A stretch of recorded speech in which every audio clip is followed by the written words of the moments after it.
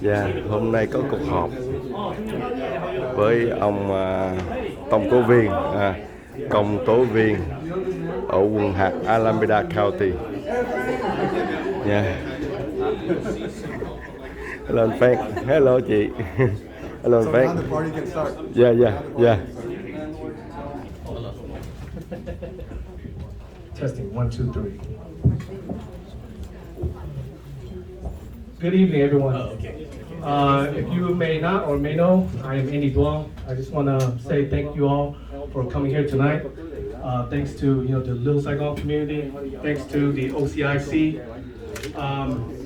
So I'm calling this meeting tonight. It's because our district attorney, Nancy OMalley, have reached out, and ever since all these rises of the Asian hate crimes, she's eager to hear from us. So of course that's why I asked reach out to the Vietnamese and the Chinese community together to come here. It's okay. No, like, go sit down. In a common manner to address any concern or ask any question that we may have. And I understand, there's a lot of frustration, a lot of anger, including myself. I actually was a victim back in, last year of November, attempt of robbery, and then followed by 6 gun rounds shot at me. So I was lucky enough to escape the scene, and actually to live another day to tell the story. So I understand that situation when you're in a fight or flight, how frightening that can be. So with all this confusion, I just wanted to make one thing clear, that we all need to, unite together and stand together. And I know that people are just going over to City Council, to OPD, and to the DA, but we have to understand that everybody, they have their own job, and it's a limitation that what they can do at their position. So therefore, we got to work together. For example, if the OPD were to capture the criminal, they will have to send it to the DA office, and therefore they have to prosecute. So I'd like to ask Dr. Stewart Chan to say a few words, and then also before we start, I'd like to I want everyone to join with me to take a moment of silence to pay all the respect to all the lives that was lost through this rises of Asian hate crime. Please take a moment of silence with me.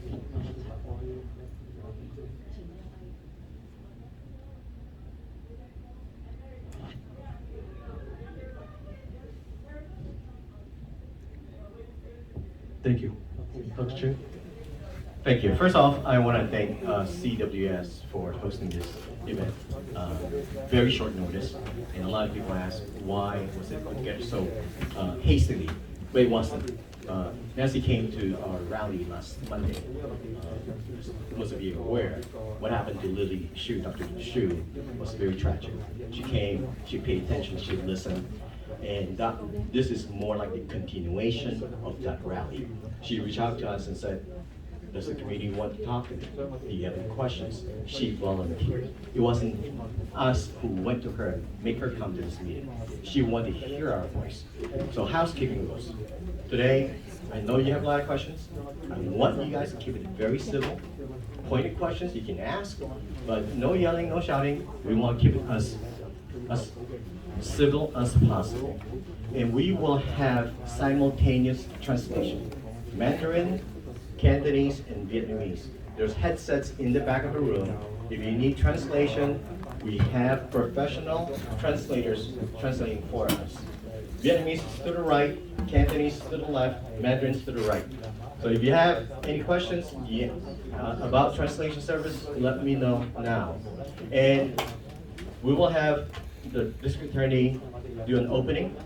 And those who want to ask her questions, we will have a line, maybe over there. Sure. So we will form a line, and you can ask the district attorney and the chief district DDA questions, but only one question at a time. When you're done, I hope you will give other people the opportunity to ask other questions. All right, without further ado, let's start the meeting. 6:15. Nancy, you want to do an opening? Sure. Thank you. So, thank you, Stuart, and thank you, Andy, for putting this together and working with us. So I did not want this to be a place where I just come and talk. And I know that there are a lot of questions, but I'm hoping that what we can do tonight is we can have a conversation about what we can do as a community, what we can do from the police department, from the DA's office, from our community organizations, from our elected officials, from all of the community members, because we're pretty clear that there is no one strategy that's going to stop the hate crimes and the crimes of violence that are happening in our neighborhoods, particularly in Chinatown, in Little Saigon. There's not one strategy that will work, and we have the opportunity to all work together to bring leadership from the communities together with us and with those of us that have a role to play in this society, in our community. And what I'm hoping tonight is we'll talk about, I want to introduce some of the ways in which other communities have really tackled violence that's out of control, which it is right now in Oakland, and particularly in Chinatown, and particularly in Little Saigon. A lot of that is driven by hate crimes or by targeting Asian Americans, and so that's another issue that we want to talk about, what we can do, and what kind of services we will provide to the community. But mostly, and we were talking so wonderfully with our friends from the Salvation Army, it mostly is not going to change overnight, but it will change. It will change if we work together and we figure out the strategy that will help us move this initiative along. Part of the problem that we'll have is that the people who are committing the crimes are not from the community. The people committing the crimes, so it isn't just working with you folks and those in Chinatown or in Little Saigon or throughout our county, but it's also reaching out to the other parts of our county to work with those communities that are where people that are committing the crimes are coming from. People who COVID, there's no question that COVID had a big impact on our society. People stopped going to school. People stopped being able to interact. We are all, like, some of us are still wearing masks in the workplace. And so COVID put a stop to a lot. And also, just what's going on right now in our whole society is, people are leaving their jobs, they're leaving the Bay Area, they're leaving Oakland, they're leaving my office, they're leaving the police department. And so we're in a transition, and now I hope that this opportunity that all of us have, the power of many can lift up the power of one. That is how we will solve this and make our community safe again. So just as an introduction, and I want to introduce the people that are here with me also. We've got Terry Wiley here, who's the chief assistant, the number 2 in the DA's office. He's also running for DA because I will be retired at the end of this year. I won't go away, and I'm going to be stalking him when he's the new DA because I have a lot of ideas what we can do, and I've got a lot of energy to do it. We also have Craig Chu, who's the chief of our investigators, formerly with OPD and also with Berkeley Police. We have Captain Mike Beaver in the back, who's the captain who's in charge of this area, and we wanted to make sure we had his input. We have Nam Duong, who's an inspector from my office back there, who, is important to me and to Terry in our office, that we have people that work in the DA's office that reflect our community, that speak the language of people we serve. And so, this is a very diverse staff that we have here. One of the things that we're clear about, hate-driven behavior has a broader impact than just on that victim of crime. Of course, it's of crime, the one who's actually attacked or robbed or hurt or killed and their family members. But it not only destroys those lives, it devastates the families and the communities that they live in. This is evidence of what I'm talking about. The murder that happened with Dr. has impacted the whole community, but that's not the only crime that has impacted the community. And I'm talking about between Chinatown, Little Saigon, and other parts of Oakland. That these crimes that are being committed randomly and far too many crimes are crimes that are really tearing down Oakland. In 2021, more than 43% of incidents against in America, of crimes against people in America, 43% were committed against Asian Americans. So we know that we have to address that. We have to address targeted crimes, and we have to treat it with the same force that we do any other crime prevention strategies or what we need to do. The president has put out a message about condemning it, but that hasn't, saying our leaders say that, I say that, Terry says that, but it hasn't made a difference. It hasn't made as much of a difference as we had hoped. And so now we have to really be very community and strategically focused on how we're going to address this. So a couple of things that I know, a couple of strategies that have worked across the country. One of the strategies is, first of all, and probably initially, probably the most important strategy. And I don't mean it's the only strategy, I want to be clear, but it's right now, with the way the imbalance of crime and not crime is having our police officers, more officers on the street. And I know, not putting the captain on the spot because it's not his job to figure out how to hire more police, but we all can be talking to people about coming and serving as a police officer in Oakland. We need more police on the streets. We need them more in the neighborhood. Community policing in the old days, where they had police officers getting out of their cars and meeting the business owners and saying hello to people on the street. Their cars were parked on the street. They were driving around the different neighborhoods. People don't commit crimes if they think a police officer is going to come around the block any minute now. They commit crimes when they think a cop is never going to show up. And so that's what is being advertised in Oakland, is there are too many crimes and not enough police. So part of that is, from my perspective, advocating to our city to do their best to recruit more police officers. I know that from our county, we have to recruit more sheriff's people. And Lena Tam, who I'm introducing, I know most of you know Lena Tam, running for the Board of Supervisors, will have a very important voice on the Board of Supervisors, particularly from her background and as an Asian American woman, will have a very important voice. So that's the first thing, is that I hope that, and police are not the only one, but when we get our strategy, hopefully, we're going to get to this part where all parts of the strategy will be effective. But right now, we need the police. We need them to enforce. And as Stuart said, that it's the police who have to do the investigations and arrest people. And then when they do that, they bring it to my office. Now, I've got 70 police officers who work for me who are also out on the street, but they're not doing investigations the same way that the Oakland Police Department is, or the Sheriff's Department.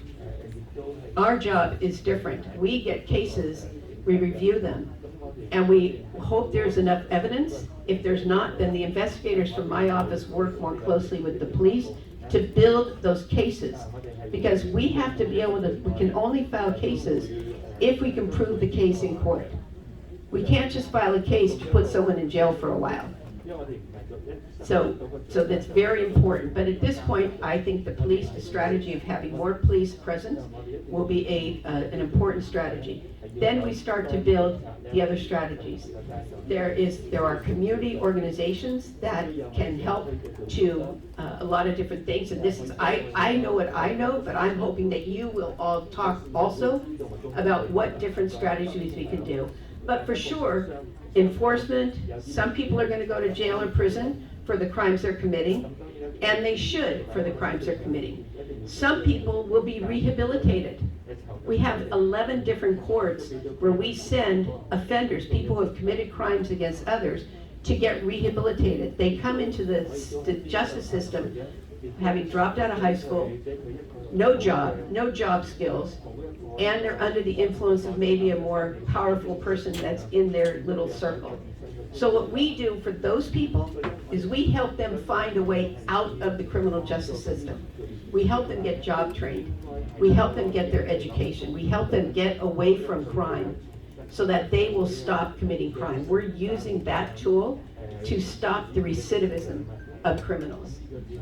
And then we have organizations within the community, and maybe they aren't that many that exist now, but we're hoping that brave members of our community will step up and create that organization and have a strategy, or look at different strategies. Like we were speaking earlier about cameras. We put cameras down in East Oakland and crime started to drop. We put cameras, I tell you, we put cameras in East Oakland to catch people dumping garbage. You know how many people they catch from the cameras? Hundreds. We're solving dumping garbage. That doesn't make me proud. I want to solve murders and robberies and assaults. So cameras could be one of the strategies that the community agrees will work. We did that in Chinatown some time ago, a few years back. All the businesses had a camera on it.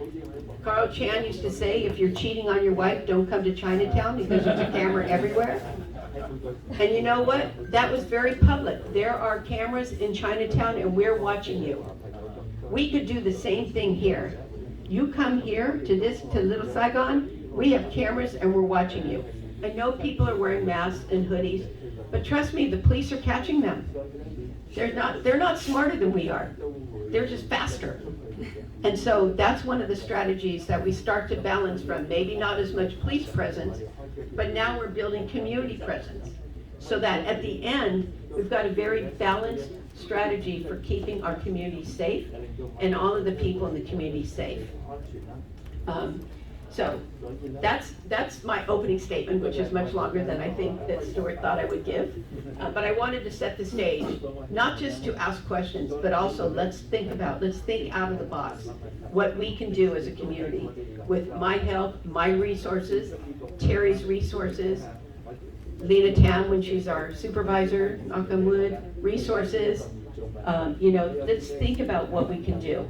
And then we can, and also we're here to answer your questions, to help if you have questions. I wish we had answers. I wish I could do it like that, and everything would be different. But we've got work to do, and we're stepping up to the plate, and I hope the community will join us on that. Thank you very much. Just point of order. We have 4 mics for people who want to ask questions. Just raise your hand. Is there a phone line? We'll hand you the mic. And another disclaimer: this is co-hosted by Oakland Chinatown Improvement Council, and our charter do not allow us to have campaigning. So we will not be talking about people running for offices, including myself. Right. Now, You didn't hear me. questions from the audience. Okay, you have the first. It's up. Okay, so, hello? Try this one. Terry, can you? So I'm very curious about hiring more police that you mentioned. So are we hiring right now? Yes. Yeah, because, so, I agree with everything you say, but we don't see more police, the balance between the police and the criminals. So we would like to know when is the timeline that we're gonna have that balance. Well, if Captain wants to come up, you probably need the microphone. I can just, okay. Got it. I know they have an academy. They just graduated an academy, and they have another one that started last week. Thank you. So the chief is working very diligently to hire more officers. There is a time frame, obviously, for the 6-month training. So really, to get a police officer through the process. Can you speak louder, please? Yes, sorry about that. There's a significant timeline to get through the process, right? So we just had an academy that went into field training, and we were really looking forward. I think they should be getting out on to release from field training in September. So we're looking forward to that. That'll be a great increase. And then there are 2 more academies working. So the process is happening, but it is a long process. Captain, since you have the microphone, how many positions do you have authorized currently? How many positions do you have authorized currently, and how many you have vacant and you have not filled? I don't have the specific numbers for you, but I will get those. I know there's we're in the 650 range and somewhere around 700. So would say there's somewhere around 50 openings. And are you doing lateral transfers also? They do look for lateral transfers, but as the DA talked about, there are a significant amount of people leaving law enforcement. It is difficult to be a police officer in Oakland. It is a super busy city.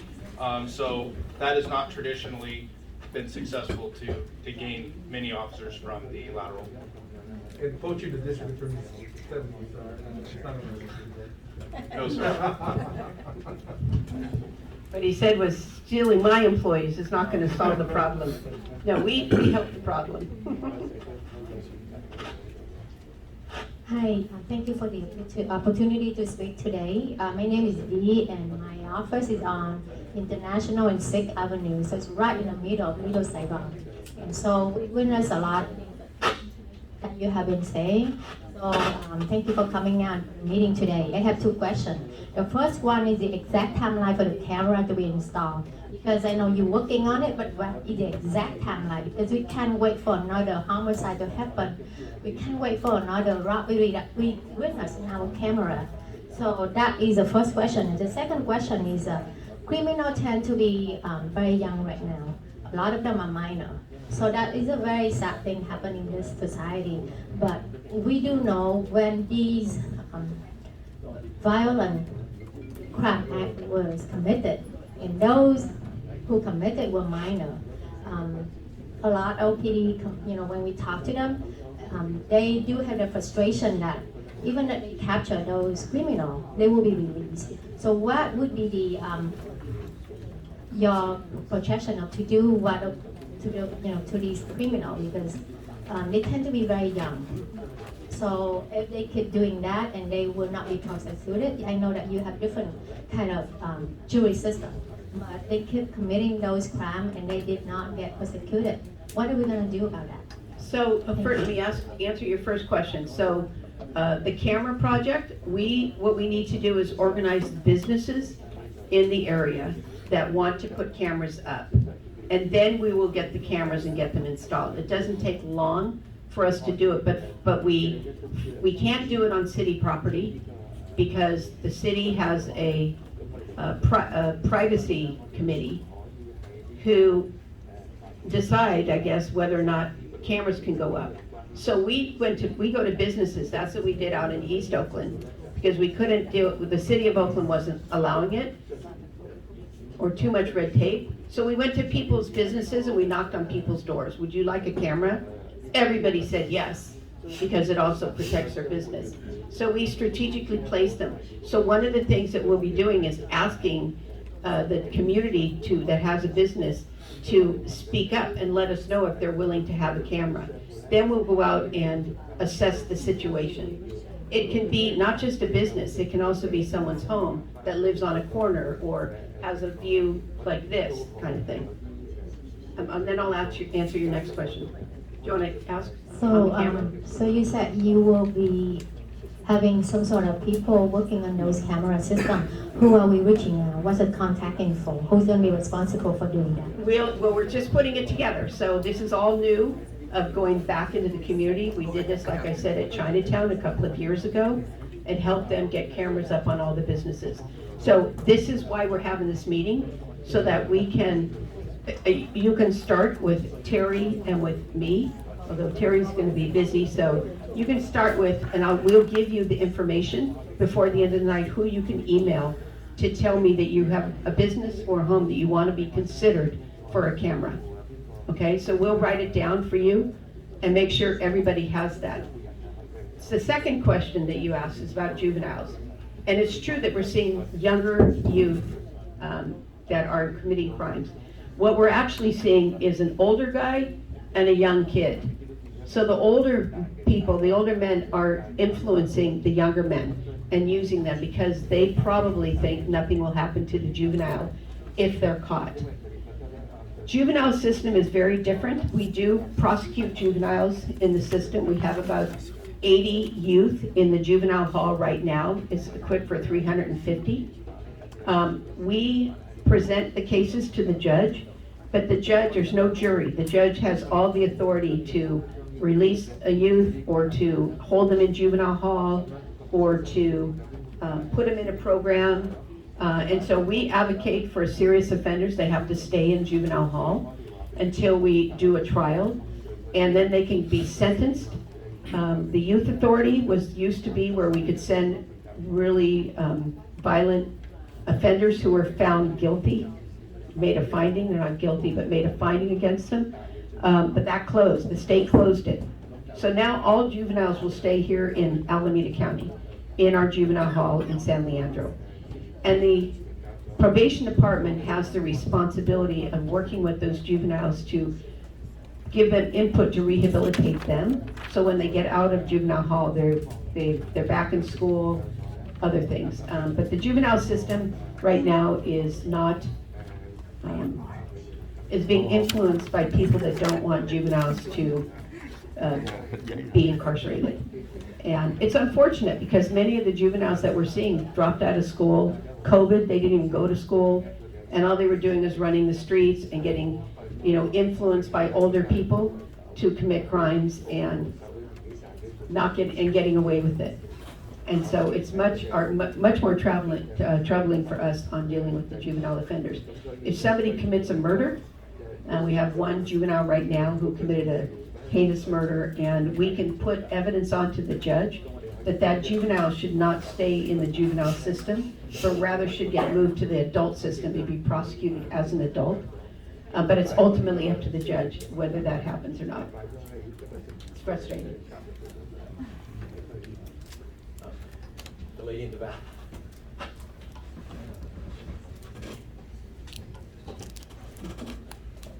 I'm very 我很感谢今天 DA 有举行这个会议，因为呢，我也是一个受害人的家属。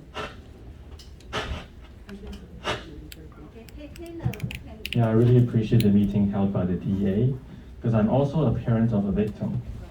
我真的为那些被枪杀的那些亚裔，我感到很心痛，因为他们都是为社会做贡献，然后就别他们就这样，就像杀一个蚂蚁一样，就把他们杀掉，这样真的是很令人痛心，在我们社区这样的情况。Yeah, I really feel sorry and heartbroken for the lives that have been taken. They have contributed to a lot to the society, but they just got killed like being like an insect.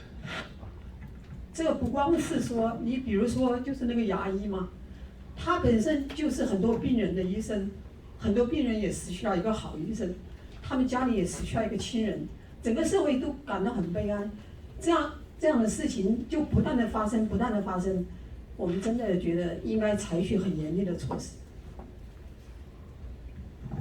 Yeah, just like the dentist, she has a lot of patients who need a provider, and she's a family to many others. But these tragedies keep happening. We need to take strict measures. 因为我的女儿也曾经在几年前也是被持枪顶到她的头，抢劫了她，结果到时候我女儿得了严重的创伤后遗症，得了 depression， 到现在都还在治疗。Yeah, my daughter was held at gunpoint a couple years ago and got robbed. Ever since, she suffered from depression and PTSD, and she's still undergoing treatment. 我曾经是一个single妈妈，好不容易把女儿培养成人。她在 Berkeley 毕业，2010年在 Berkeley 毕业，本来是应该前途很光明，现在变成一个废人。Yeah, I'm a single mom who took great effort to raise her up. She graduated from UC Berkeley in 2010. She had a future, but now she's completely destroyed. 现在不光是她，我现在的生活已经成为一个非常非常困难、非常难以承受的。我也变成一个受害人。现在，但是也没有人管我们。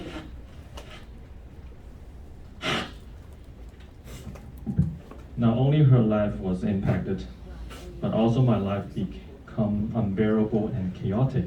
I've become a victim myself. 为什么呢？因为我的女儿，当时这个案子警察就很忽略，因为我们是 Asian， 那个警察明明打劫的地方那个 liquor store 是有 recording camera 的。Now, at that time, the incident where it happened was a liquor store. They also had a camera over there. 但是警察就来了，就写个检查报告，就也没有追踪，也没有跟踪这个案子，就这样子就不了了之。But the police only wrote the report without actually following up with it and tracking it down and just let it be.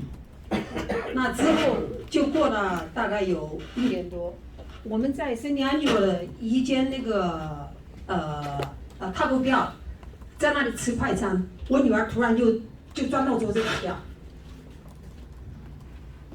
And about a year later, after that incident, we're at a restaurant at KFC in San Leandro, and all of a sudden, she hid underneath the table. 那我一看，怎么女儿不见了？我女儿在底下抓我说，我看到这个打劫的人进来了，他看到这个罪犯进来了，他就躲到桌子底下。结果我们就害怕的要死，然后我们好不容易把那个罪犯开着车的车牌号记下来。我打电话到警察局，警察局接他电话说他们很忙，打回给我，从来永远没有打回给我。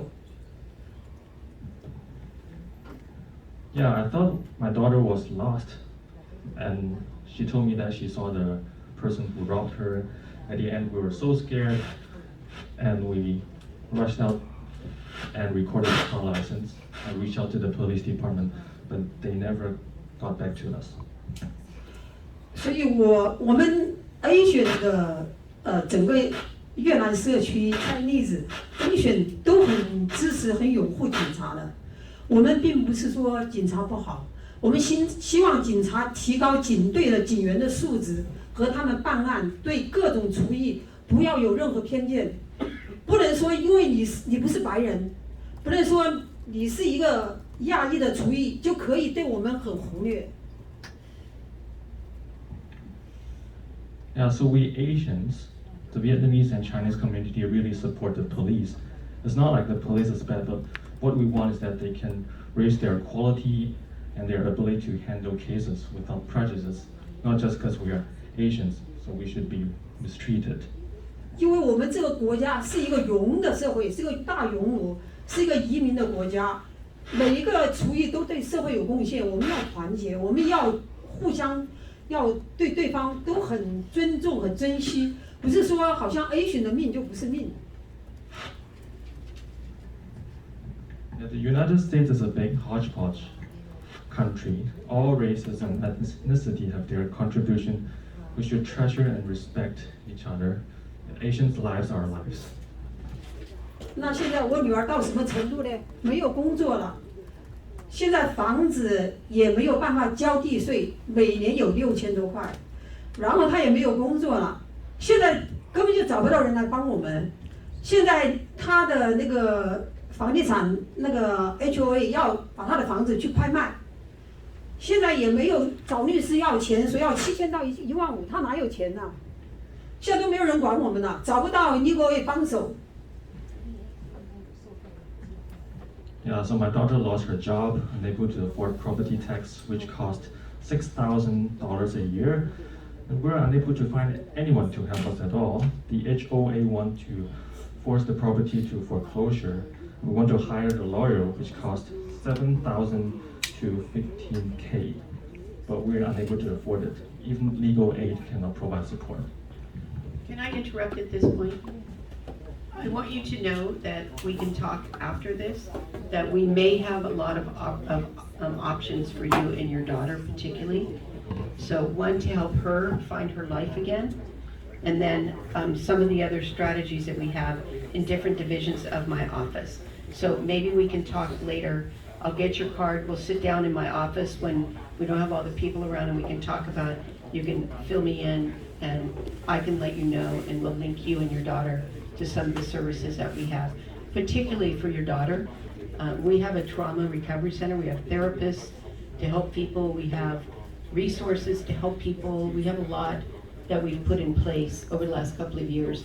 And so please make sure that I have your number and your name, and we'll make sure that we have someone there who can interpret for us. Thank you，因为我的女儿为这个事，她已经几次都要自杀了，她已经现在经济陷入困境，没有办法活下去了。现在我们真的需要 legal help。 Yeah, my daughter wants to attempt suicide multiple times, so she really needs the assistance.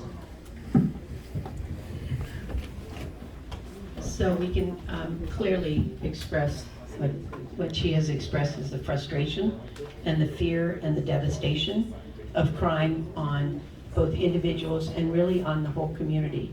Because I think everybody is impacted by hearing what's happened to you and to your daughter. And that's exactly what we try to prevent. We can work on preventing the crime from happening, but if it does happen, then we have a lot of resources to help. So that's one of the things that we've done is we have these posters that we put in businesses in Chinatown that we make available that give information about how to report a crime, or what the resources are. We have a big victim witness program. We have more than 60 victim advocates who work in the office that help victims like you've talked about, helping the family of the doctor who was killed last week. We have a lot of resources to help people and a lot of individuals to help people. So that's not always known. So one of the reasons why we create these posters, we put out these flyers, we have a lot of resources that people don't ever know about. And we just want those businesses to also put our materials out. So if somebody is, hopefully not, but if they are a victim of crime, they can look at what we have available so they don't have to suffer without any help. Yeah, thank you. Thank you very much. Thank you. I use in Cantonese. 而家嗰啲罪犯咧好犀利啦，嗰啲罪惡咁。我哋有冇可能係嗰個DA 咧，同我哋嗰啲警察部門啊，喺阿拉米加分別嘅警察部門同埋柯倫士警察部門同埋係高速嘅警察同埋嗰個即係佢哋可唔可以係即係制止呢個罪行咧，而成為一個特別嘅小組？Thank you. The crimes in Oakland has gone up and probably will continue to go up. Is it possible why won't the DA office create a task force with OPD, CHP, and Alameda County Sheriff's Office to stop the violence before more lives are taken? Well, we do have a task force. We have part of Ceasefire, which the Oakland Police had created. Very effective. COVID had a big impact on being able to work through it. So, but we do have that. We're present at Ceasefire. They bring in people that have been engaging in these crimes, and they work with them to get them out of gangs or to talk to them to try to get them to move beyond. And the Sheriff's Department works very closely with the Oakland Police Department. There are different rules because the Sheriff's Department has countywide jurisdiction, but each city has their own police department. So it's a little bit more complicated to make that where the Sheriff's Department can also come and patrol in Oakland. But I do think that, like we did when crime got really high in East Oakland, is that, and I'm going to speak for Oakland PD, but that they put more officers there, more presence there. And so that's what we're hoping will happen, that we'll get, like in Chinatown, they have a police substation there. They have officers that are there. It's not stopping the crime, but it's stopping it from being what it was before. And I'm hoping that part of our strategy, our community strategy will be, let's have a substation here in Little Saigon. Let's have, more police have a presence, have a strategy to, 3 times a week. The police are all over the place here to stop the criminals. If they think the police are here, they're not going to come here. They'll go somewhere else, sadly, until we can catch them.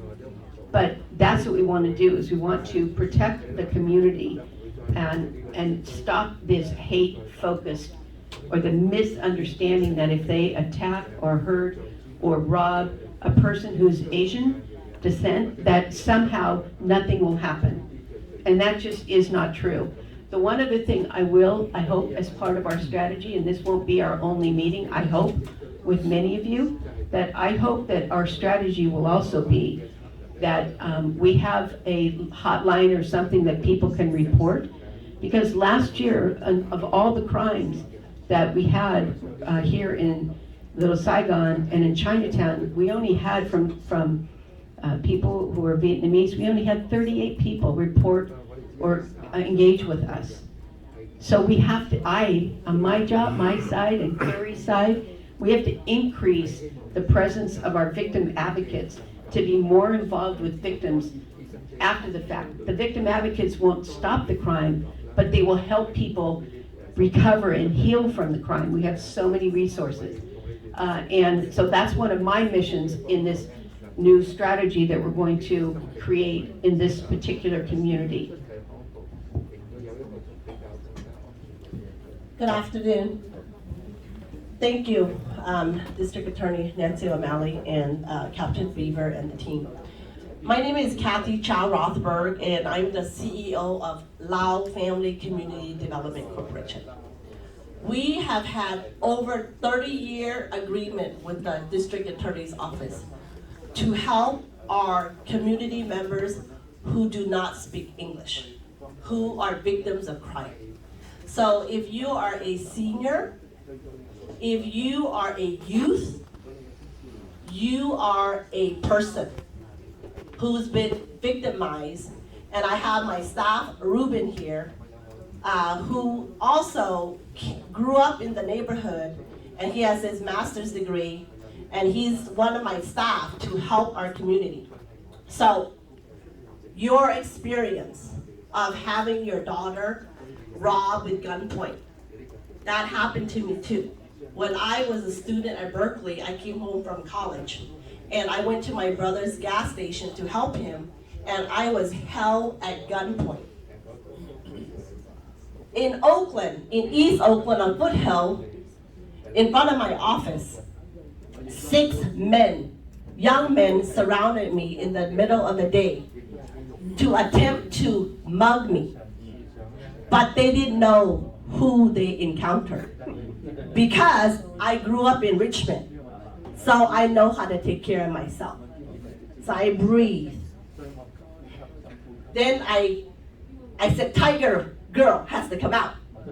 So I was very strong to them, and they were very surprised. But your daughter's trauma, I had the trauma too. So I decided to run for office, and I became the mayor of my city, the city of San Pablo.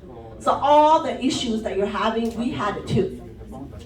I already met with Lynn to share with her about Little Saigon, about what the city of San Pablo did. So the issue in our city, like the technology, the community police, the lighting, you have to have good lighting, cameras, and neighborhood watch group. That's what you can do as a business. Lao Family is here to serve you. We partner with the city of Oakland. So the young people who are 15 years old to 30 years old, who are not working, who are creating crime, we can help those people to get them a job so that they can correct themselves and go back and serve the community. The adults who are committing crime, who went to jail, and now they came out. We have a big partnership with the probation department, and we have a transitional housing. So the homeless issue in your community, in Little Saigon, we had the same problem on East 12th Street. So it took us 10 years. But now you see on East 12th and 23rd, all the development there. It's a partnership between the city of Oakland and Lao Family and the county. So we're here to serve you. If your business is victimized, if you're an individual and you're a young person, you're victimized, Lao Family is here. We can help you to file the police report, to have the meeting with the DA's office, the police department. So I'm working closely now with the Vietnamese chamber, and I'll be continuing to help. But just reminding the DA and the Family Justice and the Police Department that you have a partnership with our family. We have an MOU that we have signed that we renew every few years. And our family is also the City of Oakland's youth service provider for all of Oakland Housing Authority's properties and the City of Oakland. We have 300 jobs for young people a year. So your resource, our family is on East 12th Street and 23rd. And I'm down at the encampment on East 12th and Clinton Park every week working with Lynn. So, and we go all the way down to the DMV. So, you know, I think that obviously the leadership here, Nancy and Captain Beaver and Terry and all of you, perhaps it's been a while that we haven't met, but you have a resource and we're here to serve this community. We are the community. And also we're a resource for the police, the sheriff, the DA's office. So we're together here, okay? Thank you. And I know our victim witness works very closely with the organization so that we want to make sure that we are comprehensive in our service. Hi. Hi, is this, okay, great. I think I had a question for, and I apologize for getting, I think your title wrong. I'm not sure, is it Chief of Investigation Chu? Is that correct? Yes, sir. Yes, thank you. I wanted to know if there was any specific update that you could just give us as community members on the suspected individuals who murdered Mr. Feng and Dr. Xu. Is there anything specific that you can tell us about how those cases are going? So that's my very specific question. And then, like, a little bit more big picture, I wanted to ask about, I think District Attorney OMalley has talked about kind of resources for, but she's mostly focused on patrol. And I'm wondering how your department, specifically investigations, how resources are for your department, because I think part of what makes people hesitant to maybe report to the police sometimes is that we can report, we have video images, but then it goes into a little bit of a black hole sometimes. Then it goes into a little bit of a black hole sometimes, and then we don't know what the outcomes of those are afterwards. And so it makes us feel like, oh, nothing is happening anyway, so why report to the police? And that kind of advertises, whether intentionally or not, just kind of a lack of consequences. So how do we change that? So let me just, before you answer, can you identify yourself? Tell us who. I'm Enner Chu. I work for East Bay Asian Local Development Corporation of Baldsey, and I'm the chair of the Civil Sidewalks Committee for OCIC, which has tried to expand the use of ambassadors in Oakland Chinatown to help with safety there. Okay, thank you very much for your question. So let me just be clear. So I'm the Chief of Investigations for the District Attorney's Office. We work hand in hand with different investigative divisions from all the police departments across the county, and one of which is the Oakland Police Department's Criminal Investigations Division. In regards to the specific investigations that you wanted to know about, we can't comment or in regards to the investigation because the cases haven't been brought over to us for charging, but I know that they are working diligently on it. They have obviously, in regards to the homicides, they've got a lot of homicides within the last 3 to 4 weeks. There's probably almost 15 separate homicides. So I know that they are working with them and we're working diligently on trying to solve those. In regards to the specific ones, I can't comment on their ongoing investigations because we don't have all the details and what they're doing specifically because they haven't brought them over for charging. And I can't remember what your other question was. So I guess the second part of the question was more broadly, just how are the investigations units resourced if they're different from patrols? Because I think we can talk about the effectiveness of patrols, and clearly District Attorney OMalley thinks that they're very, very successful. But I think there's also something to be said for the investigative side, and the low clearance rate in Oakland is really, really kind of concerning and doesn't make victims feel like if they report or cooperate, that it will change anything. I understand the question, and we absolutely, much like we talked about in patrol, each area in the police department is facing those same shortages, right? So it is a staffing issue where we're trying to get more officers into patrol, and that is definitely the primary focus. Like the district attorney said, we want officers out there to try and prevent crimes. I know they're working diligently to try and get more officers into investigations, but like we talked about, there is a massive caseload. We don't want anybody's case to fall through the cracks. We totally understand that. We want people to report. The more reports we get, the better chance we have of successfully arresting the folks and leading to prosecution. And just to follow up on that though, I think if the community does its part by installing cameras, let's say, I think there's still the trepidation that we could report it, we have reported it, we've given video evidence, and there's not follow-up to say hey, here's the progress we're making, we have 3 suspects, or we have 1 suspect, we've gotten a suspect off the street. I think the follow-up is really important.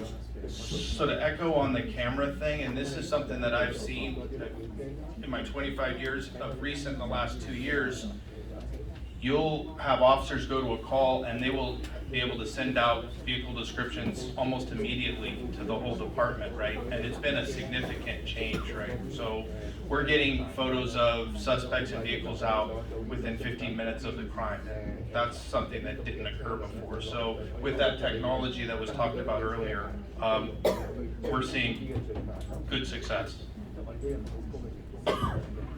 I want to add to the success of cameras. So what we have is we've got a whole video unit that just takes footage from every camera in the area. And we can piece together a crime from the minute it happens all the way till the end of the road if we have cameras on the way. And so that's when we go to court to prove to a jury that this is in fact the person who committed the crime. We can basically put together a movie of that person, and that's why cameras become so critically important. Even though sometimes they'll have a hoodie or they turn their back, but then there'll be a camera over there that they didn't figure out. Now we've got a face. Then we get in the car, then as the captain said, they put out the license plate, and then they've got other patrol officers. So we try to use those videos and that kind of technology very effectively. Jennifer, you have a question? Hi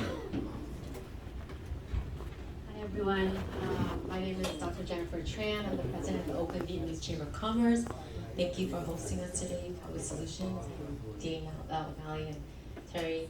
I really like Inner's question about investigation, because I think at the heart of it is about trust, right? You're here because you want to earn our trust, to know that you have our community's interests. And to Kathy's point, that Lau family is here because they've been here, not because they're just here. And they're committed. And what we're seeing right now is we're talking about people who are harming our communities as if they are abstract people with no histories. And in the last week, we had 2 vigils for Dr. Lili Su, and before that, Fong. And at the heart of that was healing, right? And so my question is, how is your department working with other communities, non-API communities, to work on restoring the trust as well? Because we're not interested in just making sure that people get locked up forever and never have a choice. They need opportunities, they need investment in care. And we are in this room, and besides Terry, all of us are API right here, in Camp Houston.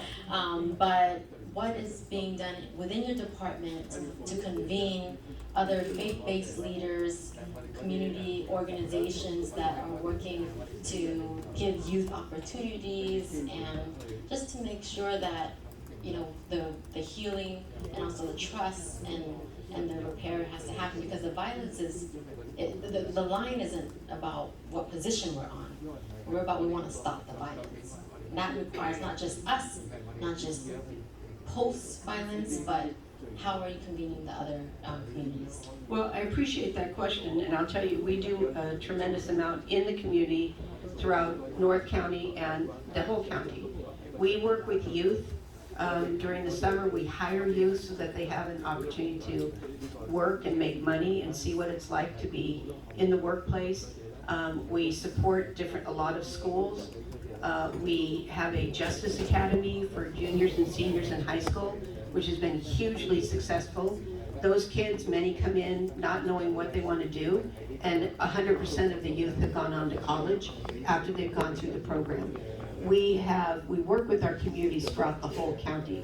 I mean, it's 800 square mile county with 1.7 million people, and so when we work a lot with Lao Family, we go to the sessions. We have a family justice center that is located over on 27th and Telegraph, and that we serve about 16,000 victims of crime that come here, mostly women with children that come there, and we do not just immediate response and resources for them, but also empowerment. So we work with them to try to get through their trauma, and also then to be confident enough to go back into a workplace or to get a job or to get job trained. We have that type of program, those types of programs for women and children throughout the whole county. So a lot of the work that we do is prevention. And frankly, as I was saying, that we've created over 11 different courts for people who have come into the adult court who don't have a high school diploma, they dropped out, don't have any job skills, don't have anywhere to go in their minds, and they go from court into a program, and so far we have graduated, only had like a 6% recidivism rate for people that have gone into those programs. And some of those people were young offenders who were committing robberies, not with guns, but robberies. They get assessed, what do they need? Get your high school diploma, get job trained, go to Cypress Mandela, go to college. So there's a huge amount of our resources that are on prevention. But then we also we're the only department that has the responsibility to file charges and to prosecute people who are committing crimes. So even though somebody may come in having committed a crime and we're prosecuting them, we always assess to see if there's a way for them to go into one of our courts to get their roadway, find their pathway out of criminal justice. And it's been successful. All of our programs are successful. So we are very much involved in the community. A lot of what we do is respond to what's happening because that's our job. But a lot of what we do is be out in the community, working with different organizations, different with South Asian down in Fremont area, and Hispanic in the central part of our county, and Asian up here. So we do as much as we can, but that's why I'm here tonight. That's why Terry and I and Craig and the captain are here tonight, to open up that dialogue, to try to start the strategy and tap into what Lao Family's been doing, tap into what you're saying. How do we do that while we're still building the safety that the community is entitled to? That's why we don't want this to be a one-off meeting. We want to have a group, and now that I know you're the president of the chamber, now we know you're the right person to talk to try to pull together a group that's more strategic planning and assessing what we can do to help the community be more safe, and to help people not be afraid to go out of their house, and to help people heal if they are victims of crime.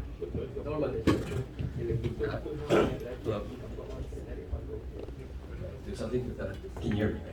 Okay, my name is Nolan.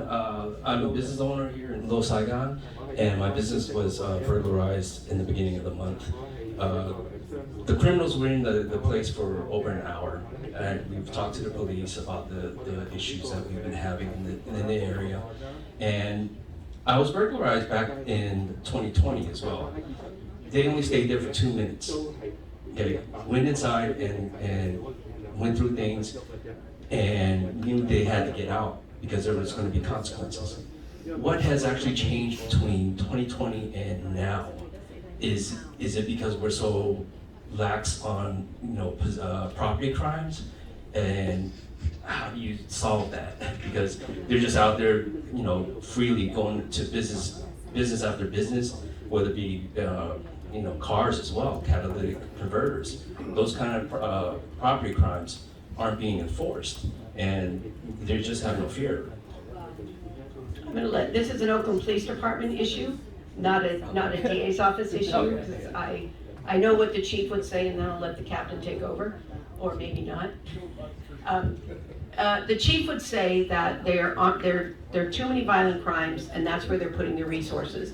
And so those property crimes, I'm not vouching for this, because I've been a victim of crime multiple times, and when I call, I get a message that says, just go online and file your report. And they have to come to me to get their cases charged. So if they're acting like that with me, then I can imagine that this is not, it's not personal to anyone. They just literally don't have people to show up to respond to a burglary. And we've met with the cannabis club people who are getting ripped off at gunpoint. I mean, it's very dangerous for that. And the same thing, there just aren't enough officers to respond to some of those crimes, or by the time they get there, the burglars or the robbers are gone. And so, I really do pray every day that Oakland gets more police officers to get more presence. And it's not because we want everybody to go to jail or prison. There needs to be a consequence for bad actions. And right now, for many people engaging in bad acts, there's no consequence because it's overwhelming a number of crimes. But it doesn't mean that that won't change. And that's what I'm hoping, that as we go through the next couple of months, that we sit down and try to come up with what is the solution for the fact that OPD needs more officers, or we need to solve more crimes so that we can prosecute more people. And not necessarily, although we have plenty. We've got over 350, is it 350 or 400 murder cases right now pending? 400 murder cases pending with a court that's understaffed. So if anybody wants a job with the court, they are desperate for staff. So they can't run courts because they don't have clerks. It's insane to me. And so we have to prioritize, and we're trying to get cases out, and we're just back to back to back. And when a court opens, we are there with the next trial to get through that. But I think that once again, there may be some strategies. There may be help from Washington, D.C., not to hire more police, but to help strategize how to find more candidates for police. And I don't know how much the Oakland police or the chief is reaching out for those type of resources to say, we're in a bad way. Or talk to Detroit, who had terrible crime and not enough police, and they solved that. Talk to them. What did they do? That's what I do. I reach out and ask, tell me what you did to fix this. And that's why I think we can have that kind of a voice here too. Just one. Do you have anything to add, or are you? Nolan and I have talked about this at length, so we're on the same page. One other thing is that I was working with Jennifer and Jim here about the security cameras in Little Saigon.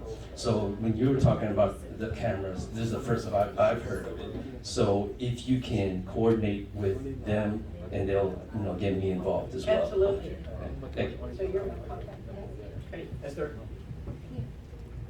Who's got the mic? 我们这个很多人都不敢来参加会议，是因为大家都害怕用自己语言说话。A lot of us Chinese dare not attend the meeting because we're afraid to use our prime mother tongue. 这就是为什么我觉得说我们要用我们自己的声音来参与会议。Even we can speak English. So this is why we need to use our own voice to voice our opinion, even though we understand English. 就好像我们在会之前，事实上我稍微去 study 了一下我们 DA 的 background。 Just like before the meeting, I take a time to study a little bit background information about the DA. 我会前我就跟他说，我要对他配上一个很高的一个尊敬跟谢意。 I want to express my gratitude and respect to the DA. 我很希望今天我听到的是说，当这个 criminal 他们犯罪呢，我能够再看到你，就像当年你把这一个一个10岁的孩子，因为被子弹射杀之后，你可以把这个人可以判他70年的监狱。我们希望再看到这样的一个 justice。 Just like back in the days, a 10-year-old child was shot, and you issued a 70-year sentence. We would like to see that happen again. 不是说我们没有怜悯的心，而是说现在这些人，他们已经不把我们 Asian 的生命当成生命。 It's not like that we don't have any empathy, but they are not treating our lives like lives. 还有我要提到一件事情，就是说，我知道你是一个很会写 bill 的专家，而且甚至你很多都把它变成法律可以去遵守。 Also, I want to mention that you are an expert of writing bills. You turn and make the laws for others to comply. 这件事情是我们没有办法做的 ，honest， 我们没有办法有人可以做这件事情。 但是这是你的expertise。 Yeah, this is not someone or anyone can do, and this is your own expertise. 我当然知道，我们每一个 non-profit 或是 private organization， 我们在社区，我们各自在做不同的事情。Yeah, every non-profit organization, all have our own duties to fulfill. 我们有 rehab center， 我们有 shelter， 我们 education program， 我们 job program。但是现在问题不在这里，我们现在最紧急的是，这么多的这些枪杀案，需要在很短时间里面怎么样可以有个 strategy 赶快去解决。我们做很多事情，其实我们在做的都是一个 long term 的一个改变。可是现在在眼前要改变的事情要怎么做？ We have rehab centers, education programs, job programs, but the issue is not about this. There are so many gun violence cases that happen within a short period of time. In order to solve this, we need to make changes, work on this long term. 刚刚你提到说，我们 maybe 可以问 Washington DC， 现在警察我们还在等到他们毕业，等到他们来。 那这段时间还有多少个他的续的生命会被可能会在 lose 掉？ Maybe you mentioned that we should write to the Washington D.C. We need to wait for the graduates to graduate and come out to the workforce, but how many lives are gonna lost when we wait? 所以有没有可能现在警察不足的 ，OK 警察不足的情况，有没有可能从别的 city 或者甚至于 我知道这个其他的一些 national guard 一些单位有没有可能在这个空窗期，我们在等待警察补充的时候，可以派一些人进来或怎么样 ？I don't know， 我只是想说有什么样的可以有一些人进来，在这个空窗期，你们可以做一点事情。So is it possible during this shortage of staff, we can from other cities, national guards or other units during this window, can we transfer them to like supply the human resource? 所以我的一个重点就是说，现在一个 crisis 的时候，我们 crisis 的 solve 的 strategy 是什么？那这些 long term 的计划，我们当然一定要配套，必须要去做。像 law firm 他们，我们每年他们送了非常多的 youth 到我们这边来，所以我们的 education 才可以这边来 success 是去帮助低收入的家庭。但是我要说的是，现在连学生都不敢来了。 我们在做 long term， 学生都不敢进来 ，OK 了。所以我表达就是说，在这个 crisis 的时候，我们到底可以做什么？我觉得这部分是我们想要听的。Yeah, so the main point is what causes this shortage, and in long term, how we could assist. Like the Laos family, they are helping the low-income family, but the thing is that not even students are willing to participate. So. During the crisis, what else can we do? Okay, so my point is now it's the crisis stage. So what kind of strategy we can, the office, department, the DA office can provide to solve this crisis stage? What kind of strategy we can have? A lot of long-term program, yes, we will keep continue to work on, but what is the strategy to solve this crisis? Thank you. So just a quick response. There are many strategies that have been developed across this country.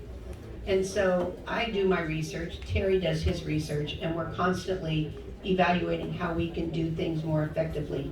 And I know that the police does the same thing, calling in experts. They can't bring in like the National Guard or anyone else, because the city council makes that decision. So they're the ones to advocate to change or to bring in people that are not Oakland. So, but when you say what's the strategy, I want to say I have a framework for strategies from other communities that have solved these problems, like Detroit, like Pittsburgh, Pennsylvania. That's what I do. I learn about what they're doing. And then we sit down and figure out how we can apply the best parts of their strategies to our community and then implement those. And it's not going to happen overnight, and it's not just the police problem to solve. They have a very important role for sure, and maybe a more important role at the beginning to try to get the crime down so that then we can do more strategic planning. And I hope that's what we will do. We're running out of time. Let's keep our questions short. You first, and then Madam, 你先讲，快一点好吗？大家好，我是这样子啊。今天偶然来到这里，我首先感觉到我们亚裔的老年人虽然是弱势群体，但是我非常感谢今天的这个主办方。我忽然感觉到我们一点都不孤单，知道吧？我是5月26号在这个 International 27街被个非裔青年人从后边啊，自行车把我撞到，撞的这个骨裂啊，我打了1个多月的膏药，知道吧？但是呢，我就很感谢啊，我很感谢，就是等一下，哦 ，OK。 Yeah, I feel like we Asian seniors are the weak group, but I really appreciate the party who hold this event. We're not lonely anymore. I want to mention that on the 27th, I was hit from behind by an African American, leading to bone fracture, and I need to use the cream for a month. 我再次感谢今天主办方，虽然我不知道是什么组织，但是我真的感觉到我住在奥克兰感觉很温暖，知道吧？我们有个组织在保护我们。我是5月26号在这个 International 那个27街被个非裔青年人从背后自行车把撞到，后来我就绑了1个多月的膏药。后来 Hospital 就把我的 case 呢，我也不知道报告给一个律师什么部门。 然后这就给我来信，然后我接着不断的收到一些组织对我的关怀，包括亚健社，还有这个华裔精神健康联盟。我这3个月来，我一直受到关怀，所以我非常非常感谢，非常感谢啊。然后我觉得这个，好。Yeah, I was hit to getting bone fracture. Yeah, so I used the cream for a month, and Highlands Hospital transferred my case to an attorney department. Ever since I received care from a lot of organizations like Asian Health Service, Mental Health Chinese Association, yeah, I feel the warmth. 所以呢，我觉得我们奥克兰亚裔啊，不是没有希望的。 我们不要自己以为是弱势，所以我们大家团结起来，我们要大家亚裔都要发声，而且要自卫，知道吧？最后问一个问题，反正问在座的，我不明白为什么最近这个仇恨亚裔的案件特别多，我真的不明白，我就想问一下在座的人，谢谢。So, we need to unify. And practice self-defense. I want to ask everyone in the audience, like, why is the anti-Asian hate crimes have been so prevalent these days?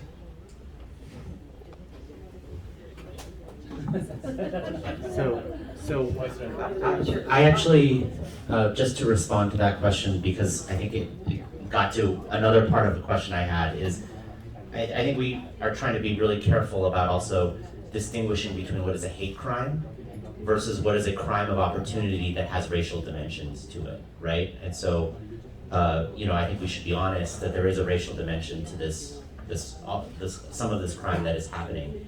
And in part, I believe that it's happening because there's a perception that there are stereotypes around Asian seniors carrying a lot of cash on them, about not being able to identify potential perpetrators very well, not being able to communicate with the police in language, and so being reluctant to report or unable to report.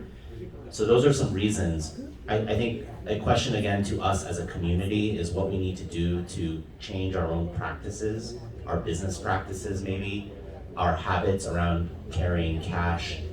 So have anyone at Alameda County been thinking about like sort of what also kind of behavioral change needs to happen in order to help people become less likely to be victims? And where are you doing education about that? So I mean, again, I'll say COVID has put a big, problem for us because we couldn't actually go talk to people. But Rebecca C., many of you know Rebecca C., who works in my office. And we have Priscilla Wong, who's there, one of our prosecutors. We have other individuals who are Asian and speak multiple languages. They have guided us as we've made our website, have multiple languages as well, and can translate for people that can just hear what is written on the page. So we've done a lot of that, but before COVID hit, we were in the community to organizations that invited us to talk about safety precautions, like around if somebody a woman's wearing a jade necklace that she's very proud of, put it inside her shirt when she's walking around. Simple things like that. And I say this very reluctantly because I don't want victims to ever think they're asking for it, that they've done something to bring on an attack on them. There's nothing victims do, but just those precautionary steps that people can take.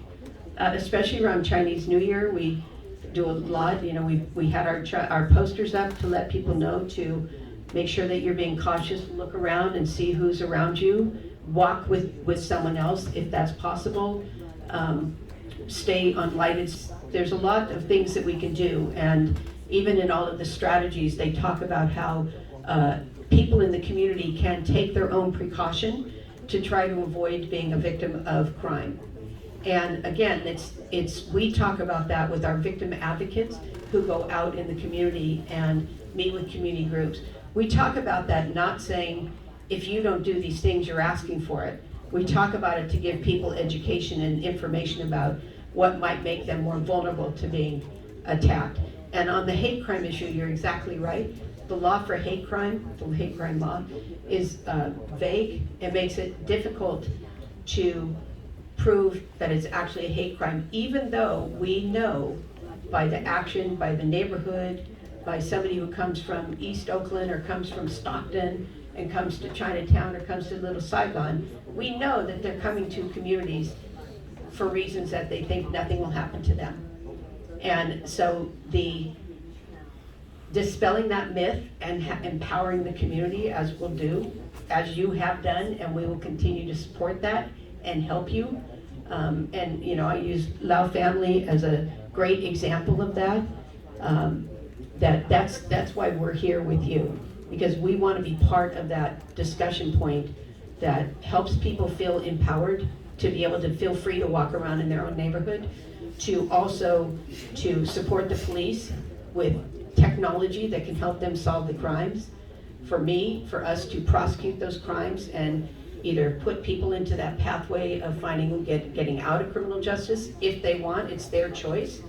But if they don't want to, and remarkably, many of the people that we offer these programs to say no.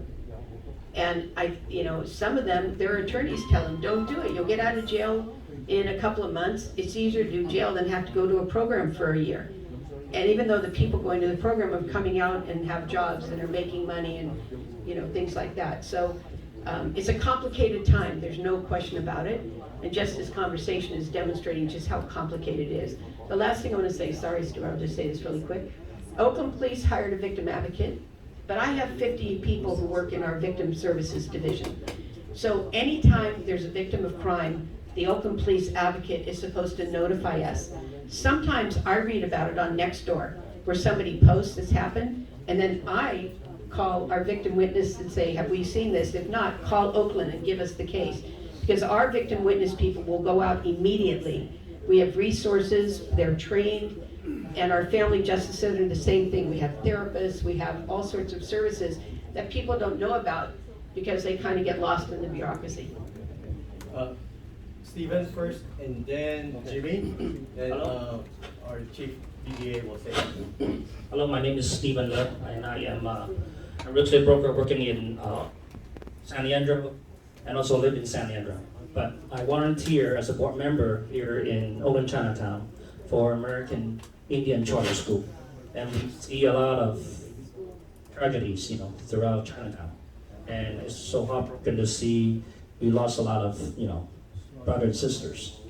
Now, everybody heard of the law that was passed in 2014, the Proposition 47, which was it says prosecutor cannot charge a forgery involving less than 950 as a felony unless a defendant has criminal records. Now, this is a crappy law. I say we got to revoke it and repeal it. And what we need is a good politician who has a heart for the communities, who can run for us, who can represent us. So I say we vote for good politicians like Lena, I know you were the mayor before. I think this is important. Now, even though for our community to put in a camera and we say, oh, this would be violation of privacy. And we want to do this kind of thing, but there's a problem with the law. So we need a good politician who can put in the, change the law so that the police are not bound by all this, So, and also for short-term strategy, I think our community, Asian community, should come together as a whole. We need to have protests. We need to have, we need to fight against these hate crimes, and also more importantly, I think we need our community leaders to get together to, have a community advisory group, so that we can work together and then to reach out to victims and to prevent this thing happening. So that's my take. I want to make one correction. Prop 47 was not passed by legislators. It was voted by the people. And unfortunately, people didn't read what it really said, because there's a whole lot of remorse for people that voted for it when they saw the outcome. And I've written now, the governor is just about to sign my 78th bill that I've written for victims to enhance the services, the respect, the resources for victims of crime. So anybody can do it. I mean, if I could do it, no, I didn't go to school to learn how to write laws, but I figured out where was a gap and started writing bills to get it through. So I would say that's another place where, in fact, at one point, one of our senators, Nancy Skinner, was proposing a law to make robberies a misdemeanor. And we reached out to the Asian community where all these robberies are happening, and leaders started calling her. They had over 100 people call in when this bill was on the committee for a vote and said, don't do it, don't do it, don't do it. The community stopped that terrible bill from happening.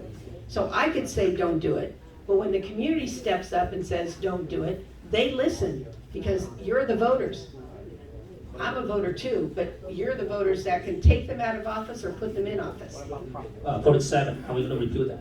Well, Prop 47 has to be undone by another initiative. The only thing that we've done, what we have done, working with Jerry Brown, when he was governor, he pushed Prop 47. When he stopped being governor, he realized what a mistake it was. So he wrote a bill to call organized retail theft.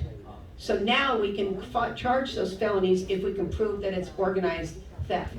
And when you see someone go in with a calculator in their hand and they're filling the cart, which happened in front of him, he saw the guy and he told the security guy, go get him. And the security said, we don't go outside.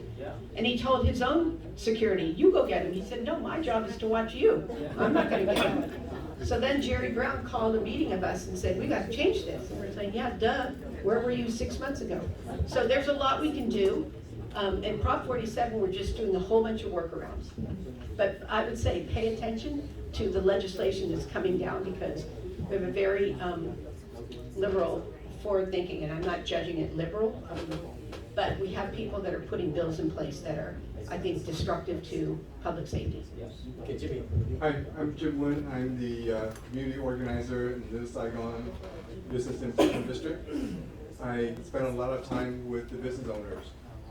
And I would tell you, if you haven't been there, you should go there after 5. It's a ghost town.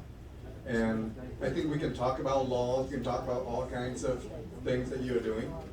But if the business owners are afraid to open after 5 p.m. because they're afraid for their safety, customers are afraid to come in, then something is terribly wrong. And the economy, Oakland, Little Saigon is not going to make it if we allow that to persist. I thank the police for having, put in time and working with us, listening to us, but I think that this is not normal.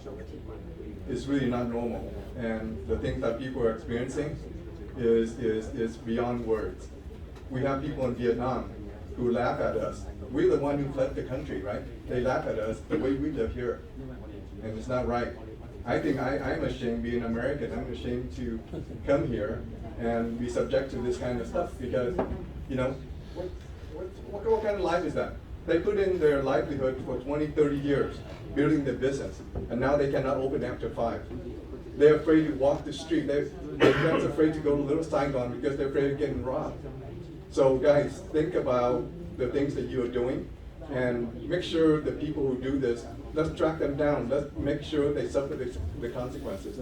My last comment is that you can't find the more hardworking, the most peaceful people in Little Saigon. Yet these same people, they talk about arming themselves. They're talking about getting weapons to defend themselves. So think about that. They're talking about comparing themselves to, oh, Koreatown did that, and look at, they're not beating up on people in Koreatown. So, if we don't change, you're going to see some change coming. So I want to, let me just respond to that. I want you to know I have been there after hours. I have been in Little Saigon because we do other work down there in that area and further down with human trafficking, with prostitution, with the crimes that are going on in Little Saigon. That's what I do, and so I am very aware of what you're talking about, and I share everything that you said. But I think that's I know that one reason why I was hoping that we would have this meeting and then have further meetings with the chamber so that we can create those strategic plans. We do an evaluation of guns in Alameda County every year. We publish a report. In 1 year, there are 850 guns stolen, so people don't lock up their guns. That's the #1 rule. If you have a legal gun, lock it up, because they get stolen. And in those 850 cases that we looked at, half of them were not registered, used in a crime, were not registered to the registered owner. There were only 9 of those guns that the crime was committed by the person who owned the gun. So we've got gun issues, we have ghost gun issues. It's very complicated right now that is infiltrating the community. But we're here, and we have been here, maybe not with these groups, but with other people in the community doing what we can. And now I think I'm hoping that we can continue that and build a stronger partnership and strategic planning so you and others don't have to be ashamed that you're here and can feel the liberty of walking down the street without being afraid that someone's going to shoot you or rob you or hit you or do something like that. Chief DDA.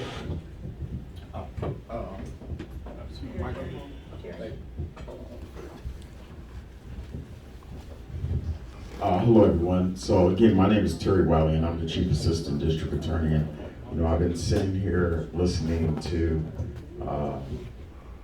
I've heard a lot of pain. I've heard pain in this room. But I gotta tell you that I completely agree with Jimmy. I think that where we are today, and I'm just gonna say starting from where we are as a system in a government agency, I think it was probably around a month ago, Lynn, that we did the tour, about a month ago. So, see, I know Lynn, And me and Lynn and Craig, our investigator, Lynn took us on a tour of Little Saigon. And we looked at all of what was going on in Little Saigon. I mean, is it Tolan? Nolan. We even went by the group of businesses that were all there in a row that all got burglarized, and we saw what was going on in Little Saigon. You know, we're standing there, me, Lynn, and Craig, and there was a guy that was standing about 4 feet away from us, and he started laughing. So I looked at him and I said, "What's so funny?" He said, "Well, look down the street."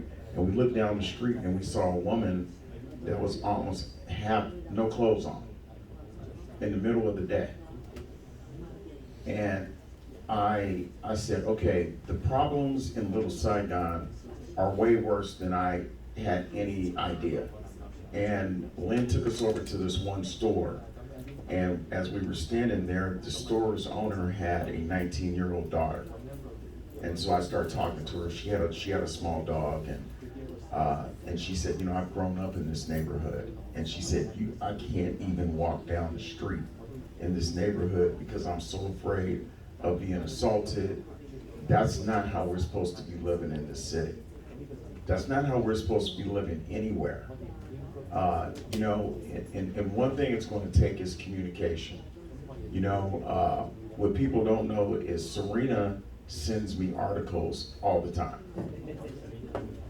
Serena sends me articles, and so Serena sent me an article, I think the last article you sent me. And what the article talked about is that in this room today, we've been talking about incidents, specific incidents that have happened to people. But what the article showed is that what we don't talk about is the harassment. That the majority of Asian hate that goes on almost a daily basis is just people being harassed. And sometimes when you're harassed simply because you're Asian, that can be as traumatizing as somebody assaulting you. You know, and the person that wrote the article talked about her experience being on a BART train. So she's on a BART train going to San Francisco, and this guy is standing in the train and he's looking at her. And she became so uncomfortable that she, at the stop, that it was 3 stops before she was supposed to get off, she got off of the train. And he followed her off of the train and began verbally harassing her. And so it's little things like that that I know from my perspective as the district attorney, I'm very sensitive to what's going on in Little Saigon. And I can tell you right now that when you see the police presence that's taking place in Chinatown on a daily basis, we've seen crime go down in Chinatown. We do not see the number of assaults, we don't see the robberies, because there is a strong police presence there. That same police presence needs to take place in Little Saigon. And I can tell you the problems that we have in Little Saigon are worse than what we have in Chinatown. Some of the issues that are taking place are a lot worse. People feel a lot less unsafe in Little Saigon. And I have so much respect for Lynn, because Lynn is out there every day fighting for that community. She's informing people of what's going on. And so Lynn, I have so much respect for you, because we've spent a lot of time together, really learning, teaching me what's going on in the, particularly Little Saigon. And so I just want to tell you that I'm very sensitive to what I'm hearing here today. And, you know, Serena, keep the articles coming. You'll be sorry. But they really have, but you know, the importance of what she's doing is I'm becoming more aware of what's really happening, and the pain that I've heard here today, trust me, it resonates with me, and I think it resonates with all of us. And as you can see, the Nancy, this is what she's been doing for the last 12 years as the DA, and I'm seeking to take it over. And you know, I'll just tell you one other thing that I did. So they have the Blue Angels and the guys who wear the orange vests and the blue vests in Chinatown. I spent the Sunday and I met with every business owner in Chinatown. I think we met like 20 businesses. And Jimmy, it was just what you said. They said that we close before it gets dark because everybody goes into their house. Customers that used to come from outside the area no longer come into Chinatown because they're afraid of being robbed coming in Oakland. That's got to change. And frankly, you know, some people got to go to jail. Now, I'm all for, you know, people who are in poverty, people who have substance abuse issues, and helping people. I'm about helping people. But you don't get to punch somebody in the face and then nothing happens and there's no accountability, no consequences. You don't get to rob somebody and there's no consequences. You know, some people are going to have to go to jail, and that's what we're going to have to deal with. But people have got to feel that you cannot victimize people and feel that you're going to get away with it. Now, you know, and I sympathize with the police department, but at the end of the day, there was a big defund of police in Oakland, and Oakland lost a lot of police officers. That's why they don't have enough officers. So anyway, that's mine. Yes. Thank you. My name is Lin Chuan. Can you use the blue one and where you're stand away from the speaker, please? You're too close to the speaker. Stand away from the speaker, please. Move away. My name is Lin Chuan. I so thank you, Dan, Terry, and thank you, Nancy, and Mr. Beaver, and Chris. Thank you everyone to be here today. I am so happy to hear from Terry to come to Little Saigon visit us, and you know everything. I know this town is not kill the people for kill the people, they kill the community and kill the business at all. We are living here in Little Saigon, all the people live around the Clinton Park. Clinton Park have the problem with us because a lot of the criminal live there.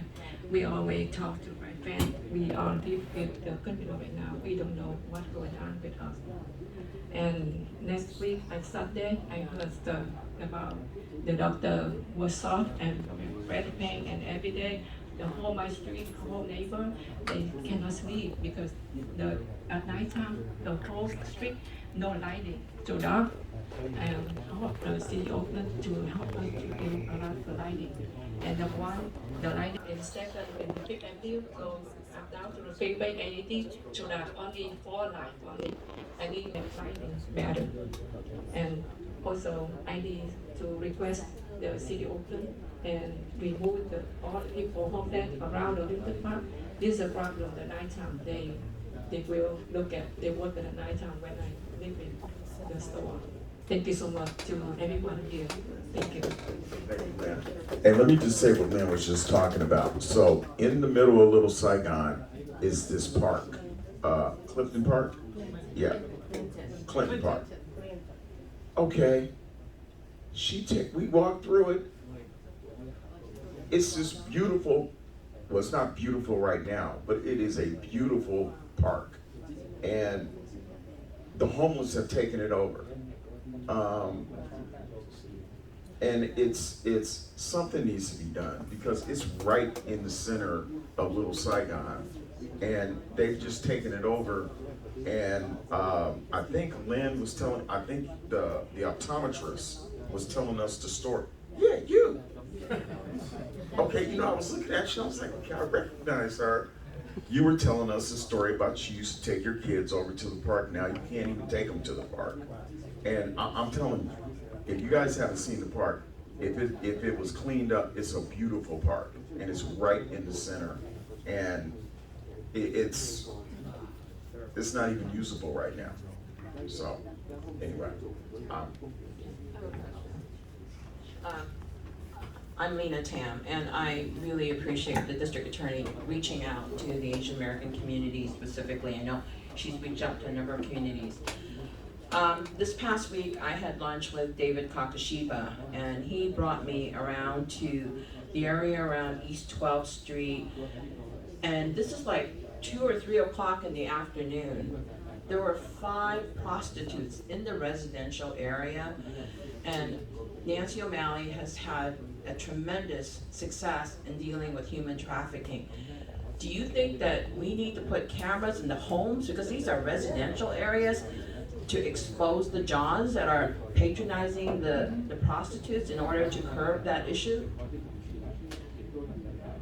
So Lena's right. Just in Alameda County, we have prosecuted over 800 sex trafficking cases. I wrote most of those laws, but we've prosecuted 800. And I'm meeting with the community groups down there too. We have done a lot. We work with OPD to try to keep that from happening. Some believe that when the bus path went down the center, that it took away and pushed people into the neighborhoods. So we're trying to figure out what is the answer. We have advocates down there. It's dangerous for us to go in and our advocates to go in because the traffickers are there. They're not in plain sight, but they're there. And then the people who are purchasing. So the police do, on a regular basis, they're doing the undercover work, where they're going up and soliciting and things like that. One of the laws that used to be available to us was soliciting for the purpose of prostitution. And that would address people standing on the street or standing on the sidewalk waiting for a car to stop. But that law has gone away. The governor eliminated that law. And so we don't have that as an option anymore. So when we go to say, we're going to give you help, we're going to give you services, come to our programs, all that stuff, half of those young people out there are from LA. And so this is a monumental problem also, and it's the biggest issue is, one, the danger to these young women and to the adult sex workers. But the other part is that people are living in the houses and they're right in front of them, and you cannot even send your kids outside of your house because they've got this activity going on. So we've got a big spotlight on that, and we're working really hard to try to figure out what we can do. Okay, last 2 questions. Last 2. Okay, Wiley? Yeah, I'm the interpreter asking questions on behalf of the community. On June 2nd, 2021, an Asian man was followed from Chinatown back to his Dublin house and was robbed at gunpoint inside of his garage. The victim was shot in the stomach, and when he tried to retrieve his bag from the suspect, the suspects were later caught and charged with attempted murder. There were video surveillance of the incident where the suspect shot the victim, and the district attorney failed to charge the suspect, who were released the next day. The same suspect was arrested the next day in possession of a gun. The other 2 suspects were involved in the shooting, and 1 died. What kind of message are you sending to criminals if you don't charge them and hold them responsible for their violent criminal behavior? I agree with you. That's a terrible, I don't know who made that decision, but we'll find out tomorrow who made that decision. I read about things like this in the paper, and even in the middle of the night, I send emails to people. I want a briefing on this in the morning. Why was this decision made? I hold, and Terry also, we hold our people accountable. They know what our policies are. And if they're not abiding by the policies, they're going to get called out by me or by Terry or by the other chief deputy, Annie Esposito, because we cannot have renegades making these irresponsible decisions. So I will follow up on that case in Dublin in June. That's what you said? Dublin in June? What was the date? June 2nd, yes, in Dublin. Okay, we'll follow up on that. Thank you for bringing that to our attention. So we're running out of time, so I have only 2 laser-focused questions. The first one going back to the camera, because that's the immediate solution. So if we sign up, let's say today, how soon it can be installed? We do have property owner here, they're willing to sign it, so how soon can it be installed? Number 2, going back to the first question is for the DA office and second question for the OPD. I know that we're going to be waiting for the hiring, but in the meantime, statistically, how much increase of the OPD present in the area? Let's go back to Chief ADA Terry Wiley, the day that you visited and you actually came into my office. And the lady, the Clinton Park, my office right across Clinton Park. And the half-closed lady that you mentioned right outside my building. At night, the building has a lot of light and visibility. So we will know how much OPD present overnight. Sadly, by how much trash they left outside our building the next morning. So we don't see a lot of change in those trash and litter in the past 2 weeks after those very sad and tragic homicide of Mr. Fung and Dr. Xu. So will you please address those questions? Thank you. I'll answer the first one. So first we need to get the list of businesses, and then we need to go look at those businesses to see what the accommodation is. And then it's just a matter for us of building the plan and then purchasing them and getting them installed. I can't give you a timeline because I don't know when when the businesses will identify. We'll work with you and then which businesses, where they would go, how they would be angled, things like that.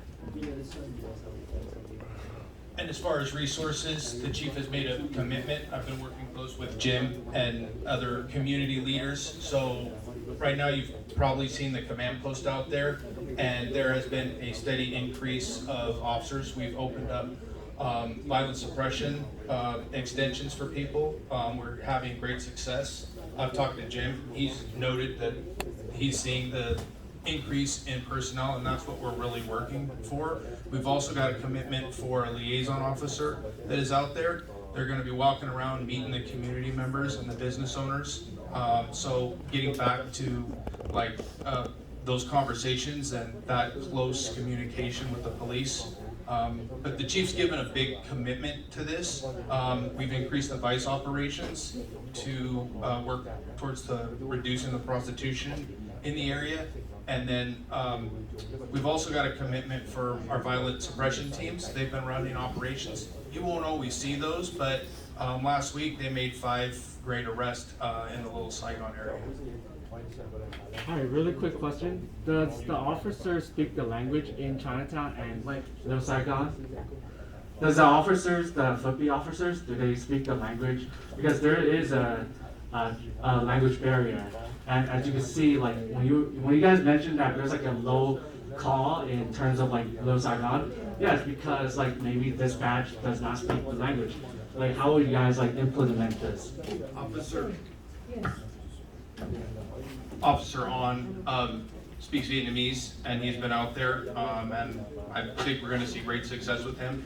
He's a very dedicated officer that works in the Little Saigon area for 9 years. He's been in patrol most of the time, but you're going to get to see him out walking the community a lot more. One more question.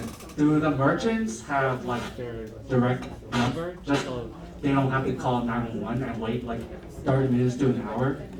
Fortunately, 911 is absolutely the best system. With that increase, we're hoping to deter, but we don't want to circumvent the 911 system. They will have communication with Officer Wynn, but 911 system is still the best to utilize to report crime. All right, well, thank you very much, District Attorney OMalley and Chief DDA. I hope this will be just the beginning of a series of dialogues that we can have with your office.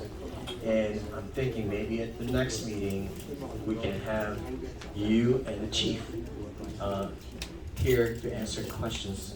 What is this? This is what we have that we've been handing out in Chinatown and other parts of Oakland, and it's called a protection pendant. So you wear it around your neck, and if you feel like someone's coming near you, you just pull, and it's very high shrill. We tell them don't do it inside because it'll break your eardrums, but it will scare people away. It'll bring attention to someone who's maybe walking alone. So I brought some tonight, but we've got more to hand out. So whoever that would be, whatever vehicle we can use to hand these out to people in the community. Can we get it from you to pass out to the community? Yes. All right. Well, we want to thank you for coming and joining us tonight. Thank you. We'll see about this week. Okay. Thank you, Nolan. So, before you guys leave, we have a petition going around. I hope you guys can help us sign it. This is to ask the county deputy sheriff to have a liaison to the Asian community. It's over here. We need all the help we can get. Someone talked about collaboration, right? To get, I think you said something about the reserve, but that's going too far. Maybe if we can have a county deputy sheriff join OPD to protect us, would be a good start. Okay, sign it.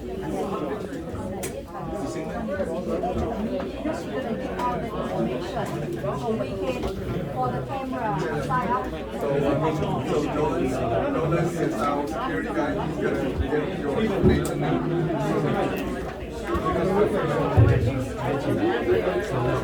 I've been working on like That's on the press one.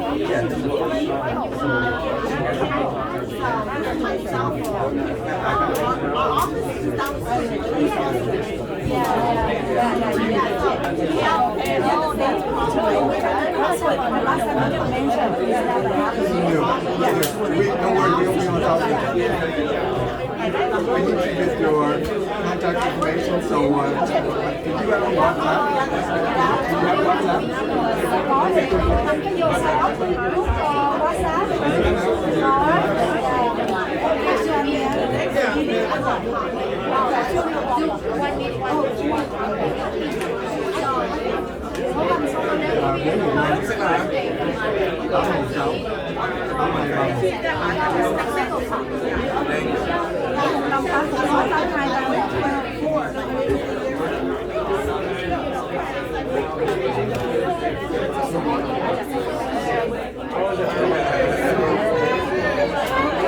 I only speak 60%.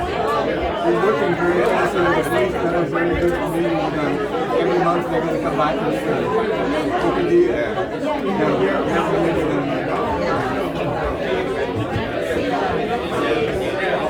So we report a lot of stuff on WhatsApp. You can let me know if you see it.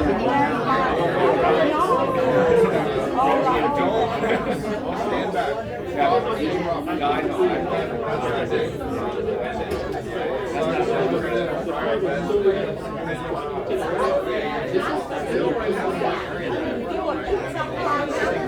So many I see you this one. I have to put it away. Yeah. Oh, I tested before and everything. I'm so sorry. Okay.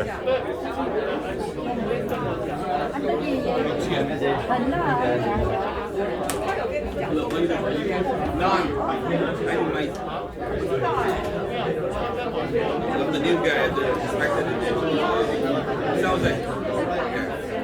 Yeah, 5 years and 3 months. 50 years. Almost there. Almost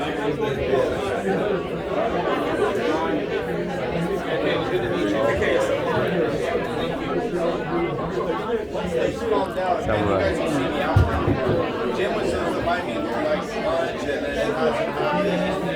Xong rồi nè, là hôm nay kết thúc quý vị. That's it. 2 hours. Yeah. I don't know. What's your name?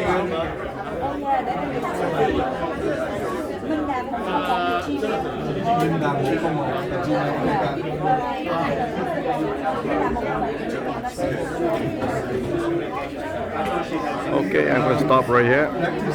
Let's sign out.